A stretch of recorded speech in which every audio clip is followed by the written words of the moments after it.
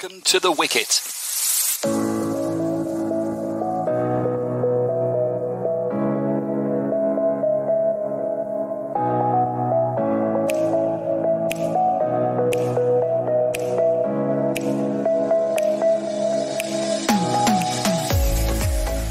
Yes, it's The Wicket, and we're back with chat about cricket in the Gulf region, Asia and globally. I'm Brian Murgatroyed, and I'm joined as ever by John Pike, columnist with Arab News. And a little bit later on, we'll be joined by Subas Humagain.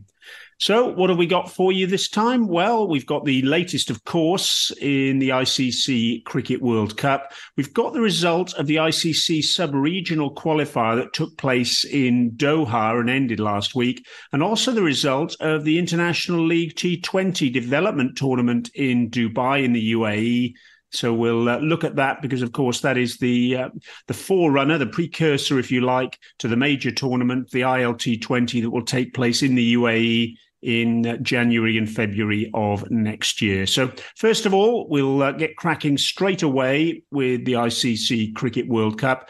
And the hosts India off to a winning start, winning their opening match against Australia and doing very well as well against Afghanistan. But in that Australia match, John, I think the outlier really was the pitch, wasn't it? Because most pitches we've seen in the tournament so far have been very batter-friendly. But that pitch in Chennai, it helped the spinners. Obviously, India won comfortably in the end, and Australia looked quite ill-equipped to cope with both bat and ball. Yes, India, and I think the captain in the previous press conference prior to the match suggested that a three-spinner option was one of the cards for them. That's what they decided to go with, and it worked very well. We've got three high-class purveyors of spin bowling in the side, and they had Australia really strangled, particularly the partnership between Smith and Labuschagne never really got going. They seemed to have a game plan to attack, but they never really took any risks along the way, and it really stultified the innings. As you say, the other pitches so far have been very batter-friendly, and batters have taken advantage of it. It looks like on those type of wickets that scores of or targets of 350 in excess are going to be the order of the day. The importance, I guess, from India's winning start is it gives not only the team itself some momentum, but it also generates a buzz around the whole tournament, doesn't it, with the hosts doing well? Yes, it does. My impression the week I've been here is that India is sort of expectant of victory, and everything seems to be geared towards it. The way in which visitors are being treated, and there seems to be no prisoner been taken. So they're fully up for it, and it would be a bitter disappointment to them were they not to go on and win it. Australia's performance, though, in that match against India, it does place a huge level of importance on their next match now against South Africa. And of course, they're coming into that match with South Africa chock full of confidence. They won their first match and won it very well against Sri Lanka. And they beat Australia in a bilateral series leading into this tournament. Yes, I was at the match when South Africa pummeled Sri Lanka. It was a vicious display of very clinical hitting. Sri Lankans didn't know really where to turn. They seemed to have no answer to that at all. The only time they did seem rattled was when Kusal Mendes fired off 78 in very, very quick fashion before he ended the innings rather tamely. They really didn't seem to know where to turn. And they were obviously mightily relieved when that happened. And from then on, it was pretty well downhill for Sri Lanka. New Zealand, though, they're off to a flying start after big wins against England and the Netherlands. And I think we should just have a quick mention of your wonderful prediction on the first podcast at The Wicket. You were singing the praises of Rachin Ravindra, and lo and behold, he comes out and plays an absolutely superb innings against England, gets 100, got a half century as well against the Netherlands. He's absolutely flying himself. He is, and he's a delight to watch. He's such an unfiltered cricketer. He's playing the game with joy.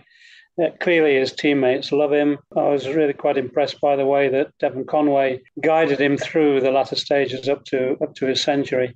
And in his press match conference, he recognised that the contribution that Conway had made. I hope my prediction for his bright future continues, because I think he's great for the game. What about England, John? It was important they bounced back, as they did against Bangladesh after that limp opening loss to New Zealand. There were runs for David Malan and Joe Root. And Reece Topley was impressive as well, wasn't he? Emphasising the variety they have in their attack. Yes, England for the last few years seem to have favoured left-arm quicks, and Topley certainly filled that bill. A very important win. Some people were worried about their sort of mental approach to the game, because they were critical of the outfield, Joss Butler in particular, fearing injury, and decided that they needed to field very smartly in those conditions, but which they did. And Butler himself played a rather skittish innings for captain, promoted himself to number 4, and then he tried to hit every ball out of the ground and failed to do so, being out for 20. But they'll be in much better spirit and much better health as a result of that victory. Let's now bring in Subas Humagain, who's cricket reporter with Arab News. And Subas, what have your impressions of the tournament been so far? Yeah, it's been the run chases and the big scores. India, as we all know, has been very famous for the runs, and this World Cup has been no different. We've seen record chases, we've seen big scores, and I'm expecting more hundreds and more big runs to come in these coming weeks. And what about Pakistan, Subas? 2 wins so far against the Netherlands and Sri Lanka. A record run chase in that second game with Abdullah Shafiq and Mohammad Rizwan scoring hundreds. And those 2 victories coming despite a contribution from Babar Azam. Yeah, Babar's struggle has been surprising for many and for me as well. But how the way the team has backed up, especially Mohammad Rizwan, the innings that he played against Sri Lanka in this record shows the spirit, the intent that the team has. And Abdullah Shafiq coming in straight into the team, delivering for the team. I think Babar Azam should be a happy captain. As a batsman, he's struggling, but I think he's got enough time ahead in this World Cup to prove what he's worth. And especially in India, with all the craze between Virat Kohli and Babar Azam, I think Babar still has his time, and he'll come good with his time. And how much do you think Pakistan are missing Nazim Shah? Obviously, coming into the tournament, all the talk was about the 3 big quicks that Pakistan had. Nazim Shah, also Haris Rauf and Shaheen Shah Afridi. No Nazim now. He's undergone shoulder surgery. How much of a loss has he been so far, do you think? So far, I don't think they're missing him, but with the tournament going forward, I think Pakistan will certainly miss him. Naseem Shah, his pace, the explosive pace that he starts the innings with, he set the new ball with Shaheen, like we saw in the Asia Cup as well. So Naseem Shah brought that energy in the pace attack. But with Hassan Ali, I think he has that, but the burst of pace that Naseem Shah has, I think that's definitely going to be missing for Pakistan. And with big teams yet to come, that will certainly be a problem, and the area that Babar Azam will look to other players to fulfill in. And of course, Subas, we've got India, Pakistan to look forward to in Ahmedabad. What a prospect that is. Big match. Pakistan going on a good run. India, I think, 2 convincing victories. This couldn't have been more good situation for both the teams going into this match. I think this will help them gain momentum going ahead in the match, in the tournament as well. An eye into the semi-finals. And India, Pakistan, Ahmedabad, a big occasion and a fitting occasion for this World Cup as well. Subas Humagain there, the Arab News cricket reporter. Back to you now, John. John, what trends have you spotted in the tournament so far, or is it too early to read too much into what we've seen up to this point in time? Yeah, I think in a way it's too early, except that on the batter-friendly wickets, if they continue, as I mentioned before, it's 350 is going to be a sort of a target that needs to be set. We don't know how spinners are going to play their part. If there are turning wickets, India clearly have a very strong suite in that respect. I would say that I'm guessing that we were looking at 4 from 6 for the semi-finals. I think that trend is becoming clear also. Of course, the Cricket World Cup hasn't been the only action taking place in the cricket world of late. We're focusing on two other tournaments as well that have importance across the Gulf region and Asia. First of all, in Doha, Qatar, the sub-regional qualifier for next year's ICC 2020 World Cup has taken place, and it wrapped up at the back end of last week. Why was it significant? Well, it featured four sides: Saudi Arabia, Kuwait, Qatar, and the Maldives, all of them battling for one spot in the full regional qualifier in Nepal. It starts at the end of this month. That Nepal tournament features 8 sides, and 2 of them will go forward to the T20 World Cup in the Caribbean and the USA next year. That tournament has been expanded to 20 teams. In Qatar, Saudi Arabia and Kuwait were comfortably the best of the sides. It came down to a straight shootout, actually, between them for top spot in the group, with sides playing each other twice each. Saudi Arabia won the first encounter against Kuwait, but in that final match, Kuwait won by 4 wickets with 10 balls to spare, chasing 174, and that was enough to see them top the group on net run rate and progress to Nepal. It's worth pointing out that Hisham Sheikh of Saudi Arabia was the most successful bowler on any of the sides. The right-arm medium pacer took 12 wickets with an exceptional economy rate of 5.86, the best by any bowler across the tournament, who took more than 1 wicket. And Hisham's a good news story for Saudi cricket, actually, because he's someone who's developed through their pathway system. He's played age group representative cricket before his current success at senior level. But now it's Kuwait. They'll go forward to the full regional qualifier in Nepal, where the 8 teams are divided into 2 groups. That's Kuwait, joined by the UAE, Hong Kong and Bahrain in Group B. And in Group A, it's Malaysia, the hosts Nepal, Oman and Singapore. Each side plays the others in its group once, and that's followed by crossover semi-finals, with the winners of those semi-finals going on to next year's main event. So quite a significant event regionally, John, that event in Qatar. It was Kuwait who came out on top, but just ahead of Saudi Arabia. What did you make of what happened there? I think the Saudis will be very disappointed not to finish top, having beaten Kuwait earlier in the competition, as you mentioned. It's encouraging that they have somebody coming through from the development ranks. It's something they need to do in order to progress their credentials in the area. They're getting better. It's going to be, I think, quite a long haul, but encouraging signs overall. As far as the regional qualification tournament is concerned, Nepal and UAE are particularly strong sides, but they're going to be challenged certainly by Oman, who, as we know, had the first victory over Test playing nation against Ireland, and they made the 2021 T20 World Cup. So there's certainly no pushovers. It'll be a fiercely fought competition, I would imagine. As for Kuwait's chances, I'd put them behind those countries. Yeah, absolutely. It is going to be a cutthroat event. All these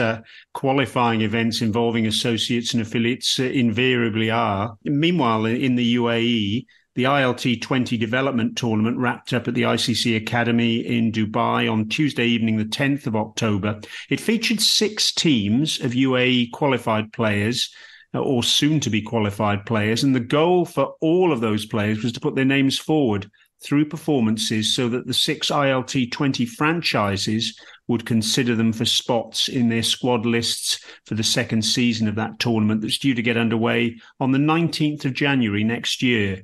Now, who have been the success stories of that development tournament? Well, the event was won by a team called the Braves, who overwhelmed the Blitzers by 9 wickets in the final, winning with almost 8 overs to spare.